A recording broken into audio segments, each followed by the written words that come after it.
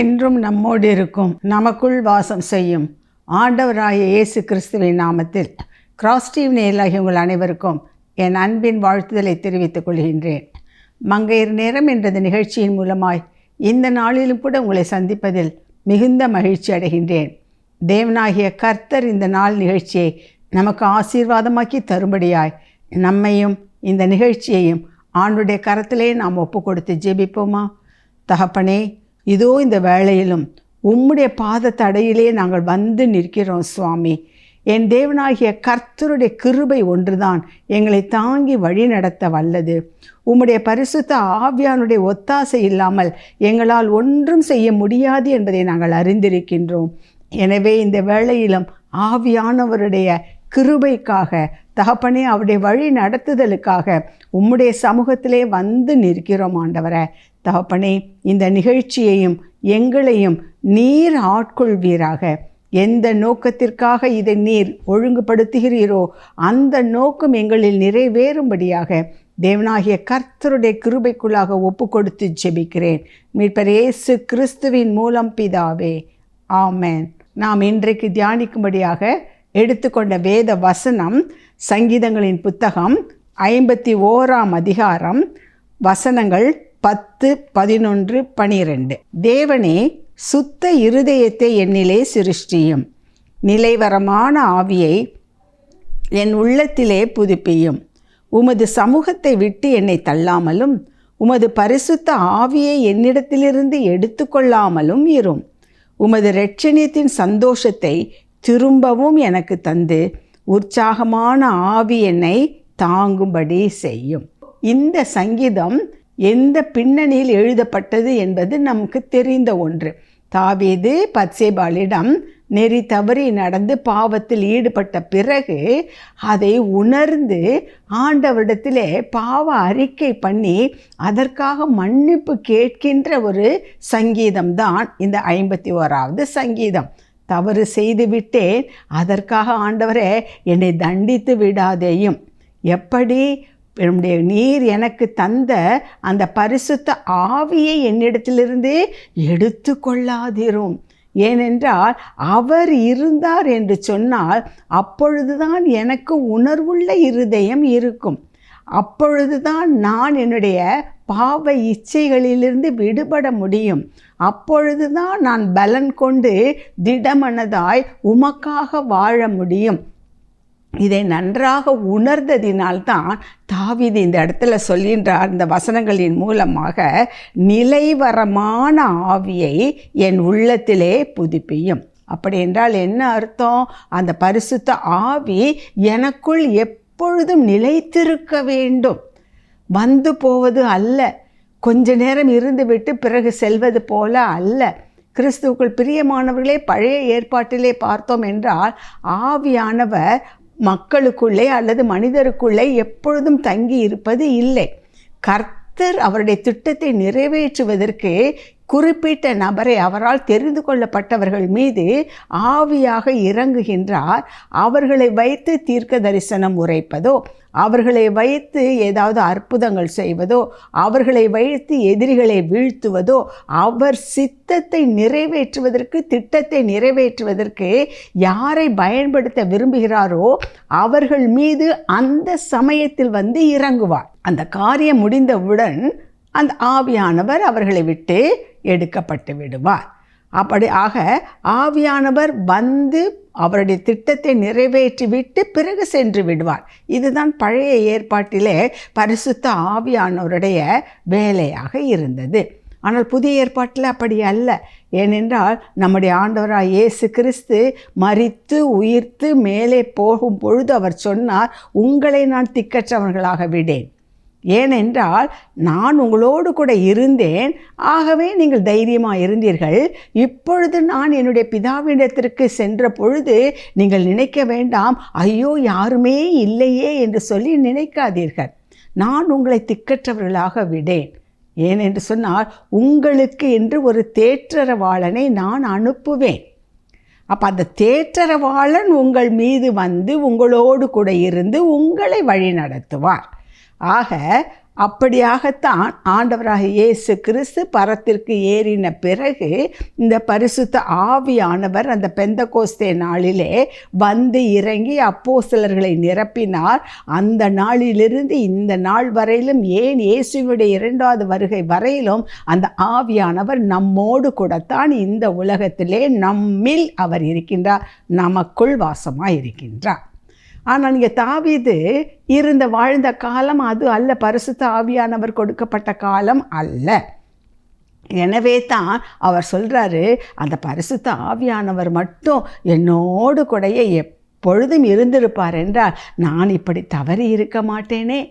அவர் பாவத்தை குறித்தும் நீதியை குறித்தும் நியாய தீர்ப்பை குறித்தும் எனக்கு கண்டித்து உணர்த்தி இருப்பாரே.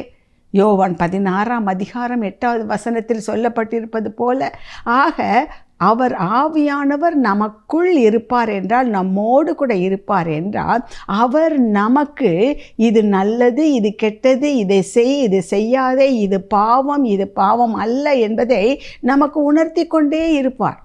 நாம் தவறும் பொழுது இதை சுட்டி காட்டுவார், கண்டித்து உணர்த்துவார். அப்படி ஒருவர் நம்மோடு கூட இருக்கும் பொழுது நாம் தவறுவதற்கான வாய்ப்பு மிக மிக மிக குறைவு. அந்த பாக்கியம் இவர்களுக்கு கிடைக்கவில்லை. பழைய ஏற்பாட்டு பக்தர்களுக்கு அது கிடைக்கவில்லை. தாவீது தான் சொல்கிறான், அந்த பரிசுத்த ஆவியை என்னிடத்திலிருந்து எடுத்து கொள்ளாதேயும். 12வது வசனம் சொல்கிறது, உமது இரட்சணியத்தின் சந்தோஷத்தை திரும்பவும் எனக்கு தந்து உற்சாகமான ஆவி என்னை தாங்கும்படி செய்யும். அந்த ஆவியானவர் எனக்குள் இருப்பார் என்று சொன்னால் எனக்கு ஒரு புதிய உற்சாகம். ஏனென்றால் கடவுளின் ஆவியானவர் எனக்குள் இருக்கும் பொழுது அந்த உற்சாகம் தானாக வரும். அந்த தேவ பலன் எனக்குள் இருக்கும். ஆகவே அப்படிப்பட்ட ஆவியை எனக்கு தாரும். நிலைவரமான ஆவி, என் கூடவே தங்கி இருக்கிற ஆவி, என்னோடு இருக்கிற ஆவி, எனக்குள் இருக்கிற ஆவியை எனக்கு தாரும் என்று சொல்லி ஏக்கத்தோடு வாஞ்சையோடு தாகத்தோடு தாவீது கேட்கின்றார். நாம் எப்படிப்பட்டவர்களாக இருக்கிறோம் என்று கொஞ்சம் யோசித்து பாருங்கள். பரிசுத்த ஆவியானவருடைய காலத்திற்குள்ளாகத்தான் நாம் இருக்கின்றோம். ஆனால் அவருடைய முக்கியத்துவத்தை நாம் உணர்ந்து இருக்கின்றோமா? அவர் நமக்கு தேவை என்பதை நாம் உணர்ந்து இருக்கின்றோமா? இப்பொழுது நீங்கள் இந்த டிவிக்கு முன்பதாக பல வகையான தேவைகளுக்காக, பல வகையான பிரச்சனைகளுக்கு ஒரு தீர்வு காண வேண்டும் என்பதற்காக நீங்கள் அமர்ந்திருக்கிறீர்கள். ஆண்டவருடைய ஆலயத்திற்கு போகின்றோம், பிரசங்கங்களை கேட்கின்றோம், ஜபிக்கின்றோம், பல காரியங்களை செய்கிறோம். எதற்காக? நமக்கு என்று பல தேவைகள் இருக்கின்றது. அந்த தேவைகள் சந்திக்கப்பட வேண்டும். பிரச்சனைகள் இருக்கிறது, அதை எப்படி மேற்கொள்வது, இவற்றிற்காகெல்லாம் காத்திருக்கின்றோம். இதற்கெல்லாம் ஒரு முடிவு வேண்டும் என்று சொன்னால், கிறிஸ்துவுக்குள் பிரியமானவர்களே, வேதம் நமக்கு தெளிவாக ஒரு காரியத்தை சொல்கின்றது.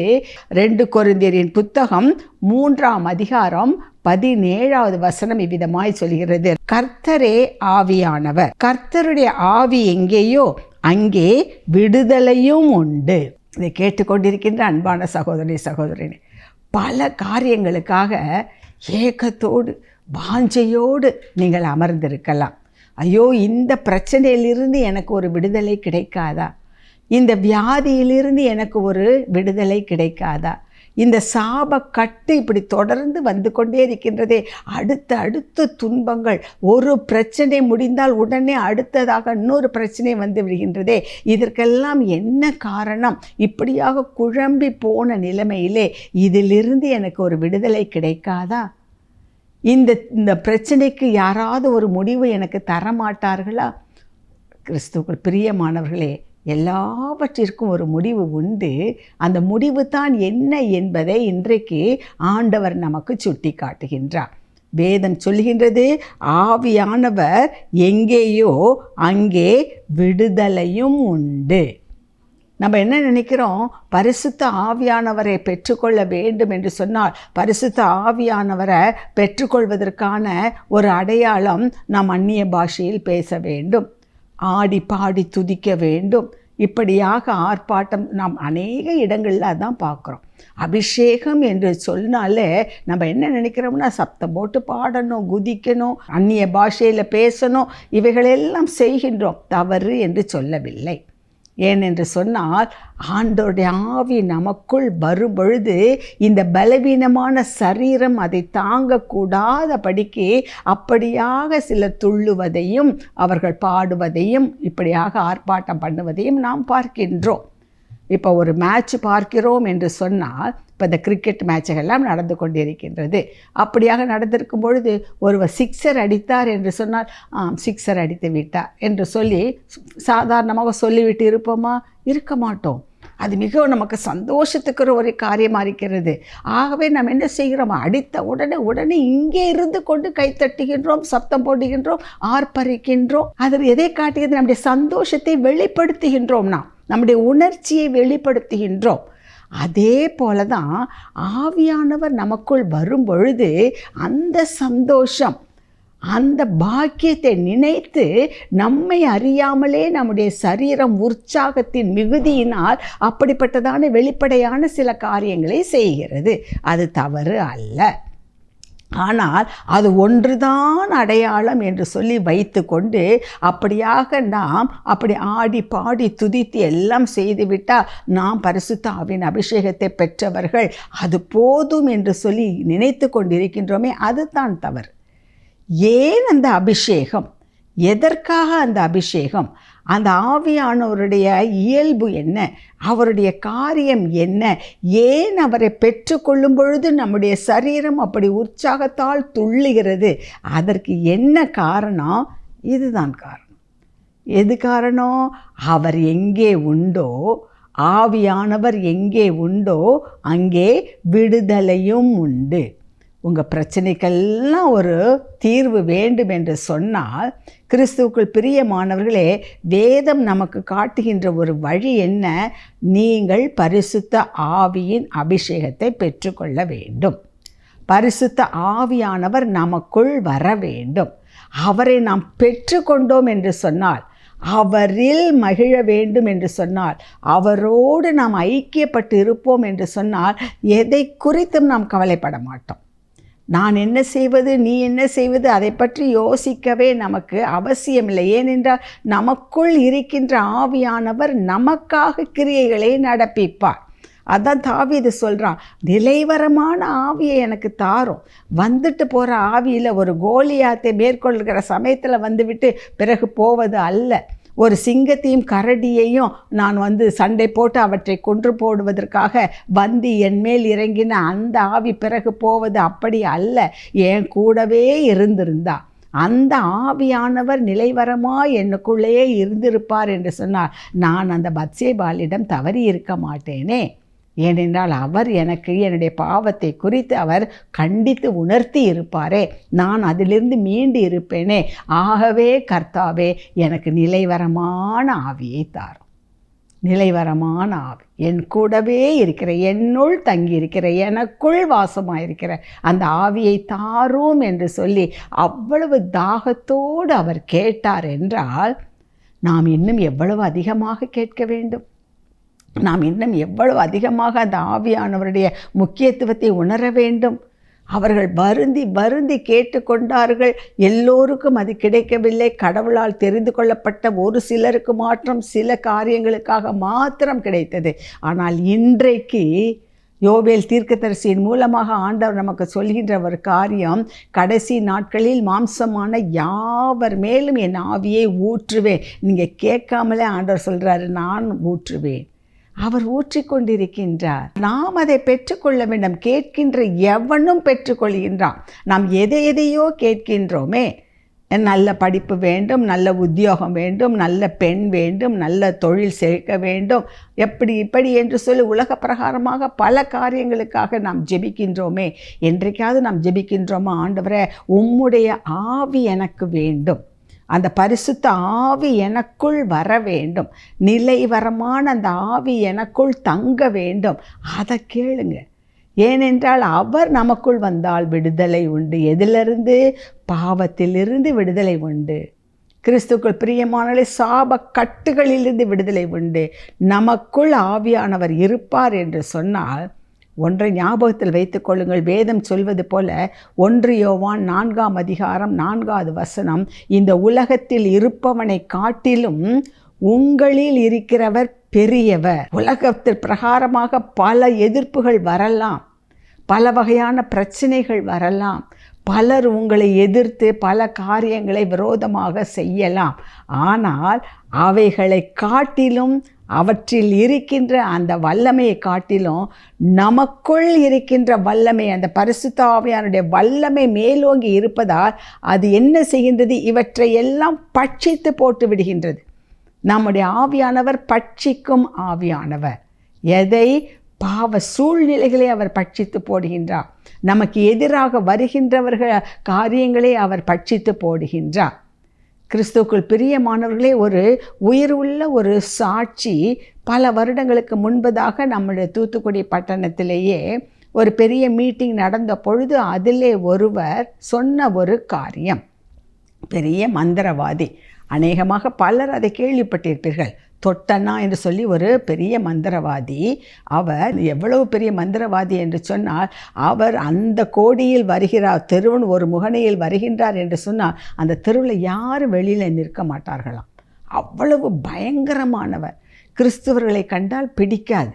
அவர்களுக்கு ஏதாவது சின்ன மீட்டிங், அப்படியெல்லாம் ப்ரேயர் மீட்டிங் என்று நடந்து கொண்டு இருந்தால், அல்லதிலே திருப்பிரசங்கம் செய்து கொண்டு கொஞ்சம் பேர் கூடி இருக்கின்றார்கள் என்றால், அவர் அந்த மாய வித்தை என்று சொல்வார்கள் அல்லவா, அதே போல் ஏதாவது பாம்புகளை அனுப்புவது, வேறு எதையாவது அனுப்பி அந்த கூட்டத்தை கலைப்பது, அதில் அவருக்கு ஒரு சந்தோஷம். அவர்கள் பயந்து ஓடுவதை பார்த்து ஒரு சந்தோஷம்.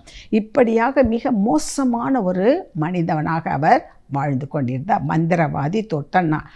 சிலர் கேள்விப்பட்டு இருப்பீர்கள். ஆனால் அப்படி இருந்தவரிடம் ஒரு வாலிபன் போனானா, அதில் யாரை கெடுக்க வேண்டும், யார் தொழிலை வீழ்த்த வேண்டும், யாருக்கு நோயை அனுப்ப வேண்டும், இப்படிப்பட்ட வேண்டாத காரியங்களுக்கெல்லாம் அவர் அந்த செய்வினை என்று சொல்வார்கள் அல்லவா, பிசாசினுடைய கிரியை, அதை செய்து இவர் அப்படியாக அநேக குடும்பங்களுக்கு அவர் இடைஞ்சல் பண்ணி இருக்கின்றார். அதே போல் ஒரு வாலிபன் ஒரு பெண்ணை நேசித்திருக்கின்றான். அவள் பெயர் பிலோமினா, கிறிஸ்தவ குடும்பத்தைச் சேர்ந்தவள், ஆண்டவருடைய பிள்ளை, அபிஷேகம் பெற்ற பிள்ளை. ஆனால் அவள் அவனை விரும்பவில்லை. அவன் என்ன செய்தான்? பல வழிகளில் முயற்சி செய்து பார்த்தான், ஒன்றும் அசையவில்லை என்பதற்காக இவன் அந்த மந்திரவாதியிடம் சென்றிருக்கின்றான்.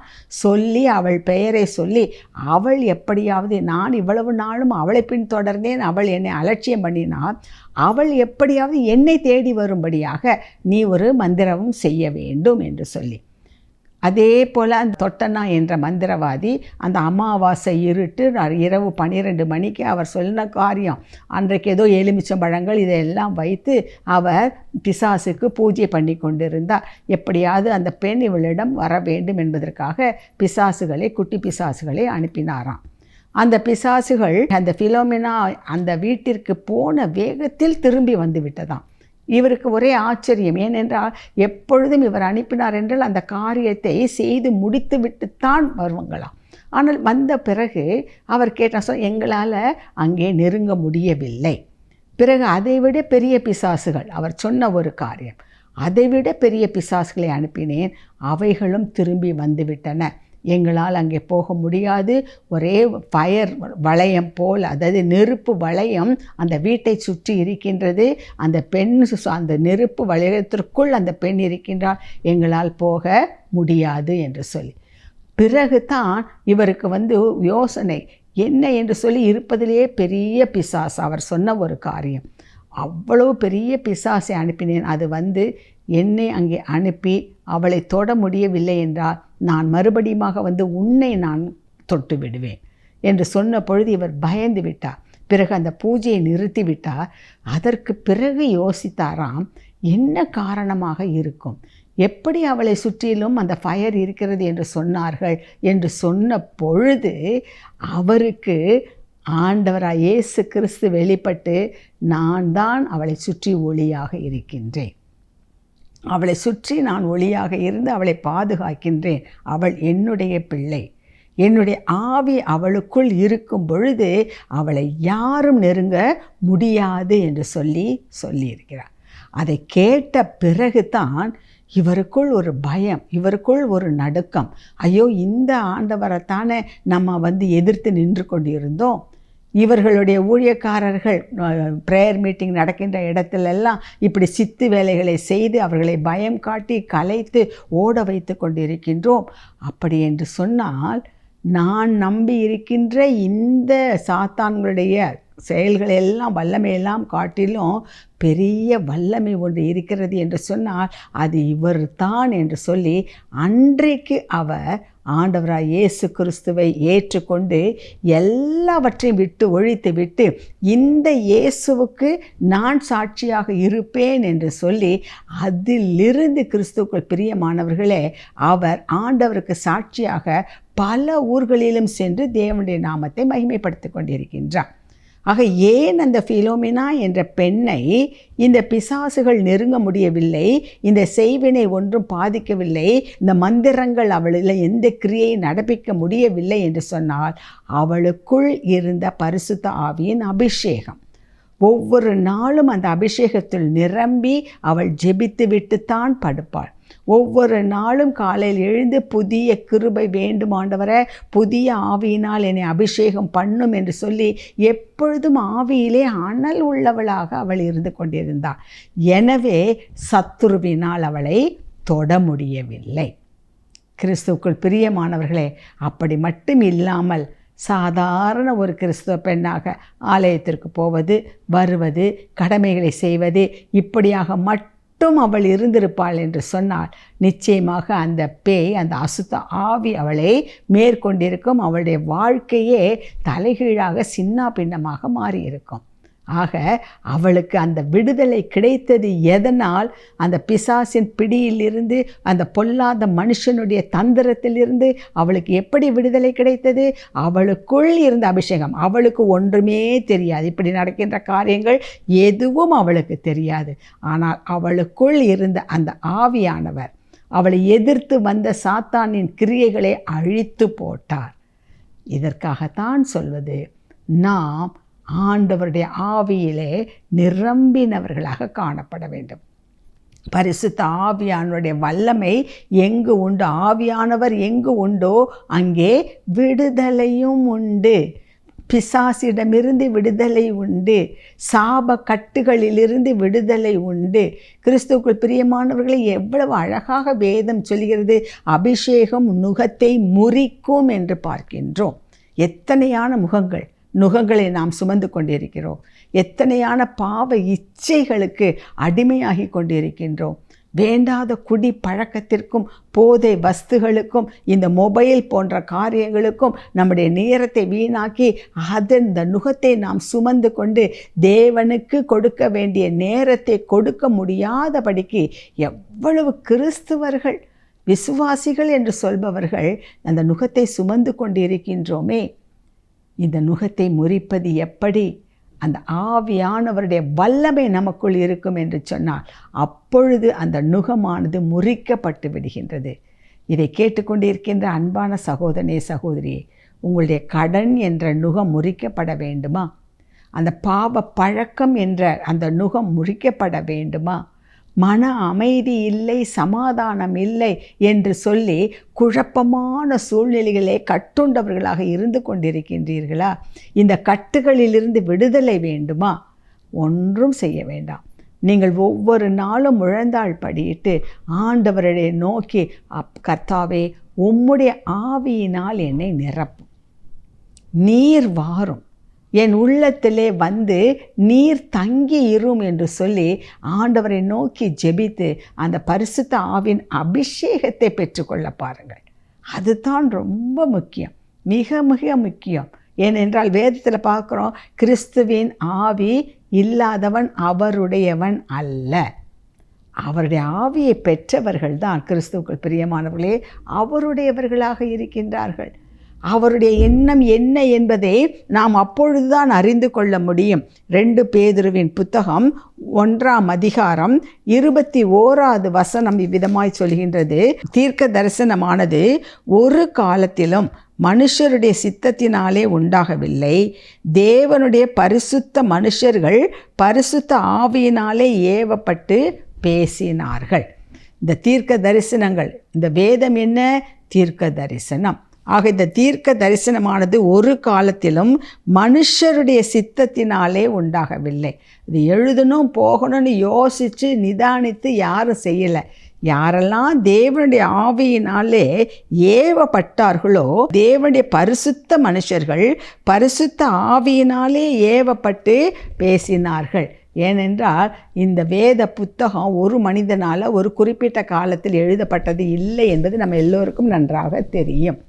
பல நூற்றாண்டுகளாக பல காலங்களில் வாழ்ந்தவர்கள், பல இடங்களில் இருப்பவர்கள் ஆவியினால் ஏவப்பட்டு இதை எழுதி கர்த்தருடைய பெரிய கிருபையினால் நம்முடைய காலங்களிலே இது நம்முடைய கரத்திலே புத்தகமாக பரிசுத்த வேதாகமாக நமக்கு ஈவாக பரிசாக கொடுக்கப்பட்டிருக்கிறது. ஆக இதில் உள்ள வார்த்தைகள் அத்தனையும் பரிசுத்த ஆவியினால் ஏவப்பட்டது. அந்த பரிசுத்த ஆவியினால் ஏவப்பட்ட வார்த்தைகளை வாசிக்கும் பொழுது அது நமக்குள் கிரியை செய்ய வேண்டும் என்று சொன்னால் நமக்குள் பரிசுத்த ஆவியானவர் இருந்தால்தான் அது கிரியை நடப்பிக்கும். இப்போ ஒரு ஹிந்தி புத்தகம் உங்கள் கையில் கொடுக்கப்பட்டது என்றால் யாரால் அதை வாசிக்க முடியும்? ஹிந்தி தெரிந்தவர்களாக இருக்க வேண்டும், வாசிக்க தெரிந்தவர்களாக இருக்க வேண்டும், அந்த லாங்குவேஜ் தெரிந்தவர்களாக இருக்க வேண்டும், அதை புரிந்து கொள்பவர்களாக இருக்க வேண்டும். அப்படி இருப்பவர்களால் தான் அந்த புத்தகத்தை வாசித்தால் அதில் என்ன இருக்கிறது என்று வாசிக்க முடியும், அது என்ன சொல்ல வருகிறது என்பதை உணர்ந்து கொள்ள முடியும். அப்படி இல்லாமல் ஹிந்தி அறியாத ஒருவரிடம் ஒரு புத்தகத்தை கொடுத்து அதை வாசி என்று சொன்னால் ஒரு பிரயோஜனமும் இல்லை. அதே போல தான் ஒரு லாங்குவேஜ், ஒரு மொழி தெரிந்த மொழியாக இருக்கும் பொழுது மட்டுமே நாம் அதை வாசிக்க முடியும், அதன் அர்த்தத்தை புரிந்து கொள்ள முடியும். அதே போல தான் இந்த வேதம், இந்த வேத புத்தகம் பரிசுத்த ஆவியினாலே ஏவப்பட்டு எழுதப்பட்டது. அப்படி என்றால் அதை வாசித்து நாம் புரிந்து கொள்ள வேண்டுமென்றால், தேவ சித்தத்தை அறிந்து கொள்ள வேண்டுமென்றால் நமக்குள் அந்த பரிசுத்த ஆவியானவர் இருக்க வேண்டும். அந்த பரிசுத்த ஆவியானவருடைய ஒத்தாசை இல்லாமல் வேதத்தில் என்ன இருக்கிறது என்பதை யாராலும் கண்டுபிடிக்க முடியாது. வாசித்துட்டு போகலாம், ஆனால் அதில் ஆண்டவர் எனக்கு என்ன சொல்கிறார் என்பதை புரிந்து கொள்ளக்கூடிய, அறிந்து கொள்ளக்கூடிய கிருபை வேண்டுமென்றால் நமக்குள் அந்த ஆவியானவருடைய ஒத்தாசை வேண்டும். அவர் நமக்கு பேசிக்காக அடிப்படையாக நமக்கு தேவைப்படுவது பரிசுத்த ஆவியானுடைய ஒத்தாசை. அதை முதலாவது கற்றுக்கொள்ளுங்கள்.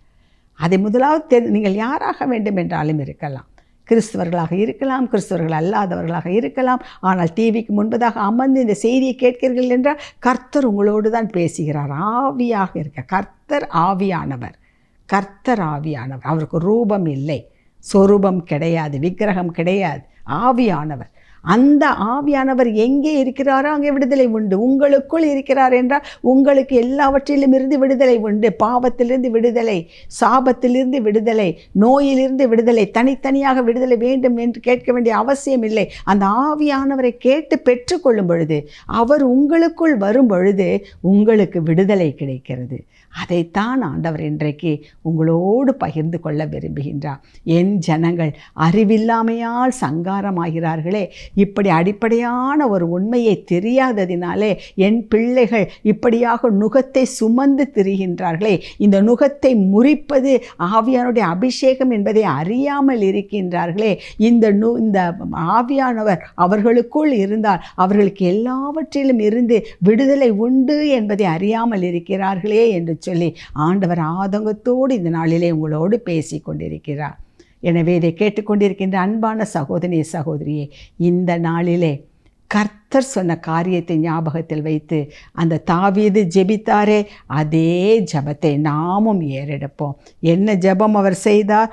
உமது சமூகத்தை விட்டு என்னை தள்ளாமலும் உமது பரிசுத்த ஆவியை என்னிடத்திலிருந்து எடுத்து கொள்ளாமலும் இரும். அதற்கு முன்பதான 10வது வசனம் சங்கீதம் 51:10 சொல்கிறது, தேவனே சுத்த இருதயத்தை என்னிலே சிருஷ்டியும், நிலைவரமான ஆவியை என் உள்ளத்திலே புதுப்பியும்.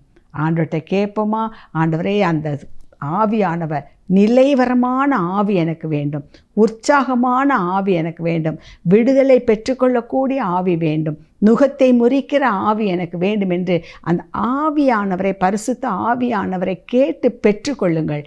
கர்த்தர் ஒரு பெரிய விடுதலையை உங்கள் வாழ்க்கையிலே கட்டளையிடுவார். நாம் இப்பொழுது ஜெபிப்போமா? தகப்பனே, இதோ இந்த நேரத்திலும் எங்களை உம்முடைய கரத்திலேயே ஒப்பு கொடுக்கிறோம் ஐயா. அப்பா, உம்முடைய பிள்ளைகளாகிய எங்களுக்கு கர்த்தாவே, நீர் எவ்வளவு பெரிய பாக்கியத்தை வைத்திருக்கிறீர், எவ்வளவு பெரிய ஈவை கொடுத்திருக்கிறீர் சுவாமி. தாகம் உள்ளவன் மேல் தண்ணீரை ஊற்றுவேன் என்று சொன்னவர், இதோ இந்த வேளையிலும் எத்தனை பேர் தாகத்தோடு உம்மை நோக்கி கேட்கிறார்களோ, ஆண்டவரே அந்த வல்லமையை எங்களுக்கு தாரும், அந்த பரிசுத்த ஆவியானவரை எங்களுக்கு தாரும் என்று சொல்லி எத்தனை பிள்ளைகள் கேட்கின்றார்களோ அத்தனை பிள்ளைகள் உள்ளத்திலும் உம்முடைய ஆவியை ஊற்றும் சுவாமி. ஆவியிலே அனல் உள்ளவர்களாக ஒவ்வொருவரையும் மாற்றும் ஆண்டவரே. இந்த உலகம், பிசாசு, சரீரம் இவற்றை எதிர்த்து நிற்கக்கூடிய வல்லமை உள்ள அந்த ஆவியை எங்கள் ஒவ்வொருவருக்குள்ளும் நீர் தாரும் ஆண்டவரே. உம்முடைய சித்தத்தை அறிந்து செயல்படக்கூடிய அந்த ஆவியின் வல்லமையை எங்கள் ஒவ்வொருவருக்கும் நீர் தாரும் அப்பா. இதை நாங்கள் பெற்றுக்கொள்ளும் பொழுது நாங்கள் உலக பிரகாரமான எதை குறித்தும் கவலைப்பட வேண்டிய அவசியம் இல்லை. ஏனென்றால் இந்த உலகத்தில் இருப்பவனை காட்டிலும் எங்களில் இருக்கிற நீர் பெரியவர் என்பதை நாங்கள் அறிந்திருக்கிறோம். நாங்கள் ஜெபிப்பது இன்னதென்று அறியாமல் இருக்கின்ற வேளையிலே பரிசுத்த ஆவியானவரே எங்களுக்காக வேண்டுதல் செய்வார் என்று பார்க்கின்றோமே. ஆக எங்களுக்காக ஜெபிக்கிற ஒருவர் உண்டு, எங்களுக்காக வாதிடுகிறவர் ஒருவர் உண்டு, எங்களுக்காக போராடுகிறவர் ஒருவர் உண்டு. அந்த ஒருவர், அந்த பரிசுத்த ஆவியானவர், அவர் ஒருவரே எங்களுக்கு போதும் ஆண்டவரே. அவர் ஒருவரே எங்களுக்கு போதும். அந்த ஆவியின் அபிஷேகம் இப்பொழுது எங்கள் ஒவ்வொருவருக்குள்ளும் நீர் ஊற்றுவீராக. இந்த செய்தியை கேட்டுக்கொண்டிருக்கின்ற ஒவ்வொரு பிள்ளைகளின் மீதும் ஆண்டவரே அப்பா, அந்த அபிஷேகம் இறங்கட்டும். நுகத்தை முறிக்கின்ற அபிஷேகம் இறங்கட்டும் சுவாமி. உற்சாகத்தை கொடுக்கின்ற அந்த ஆவியின் அபிஷேகம் இறங்கட்டும். நீர் அப்படி செய்ய போவதற்காக உமக்கு ஸ்தோத்திரம். பிள்ளைகளை உம்முடைய கரத்திலே நான் ஒப்பு கொடுத்து ஜெபிக்கிறேன். ஆவியானவர் தொடர்ந்து அவர்களோடு இடைப்படுவீராக. இன்னும் மேலானவைகளை காணும்படியார், மேலான ஆசீர்வாதத்தை சுதந்திரித்து கொள்ளும்படியார் என் தேவனாகிய கர்த்தர் கிருபை பாராட்டுவீராக. உம்முடைய கிருபைக்கும் பராமரிப்புக்கும் ஒப்பு கொடுக்கிறேன். மீட்பர் இயேசு கிறிஸ்துவின் மூலம் பிதாவே, ஆமென், ஆமென். பரிசுத்த ஆவியை நாம் பெற்றுக்கொள்வோம். கர்த்தர் பெரிய காரியங்களை செய்வார். God bless you.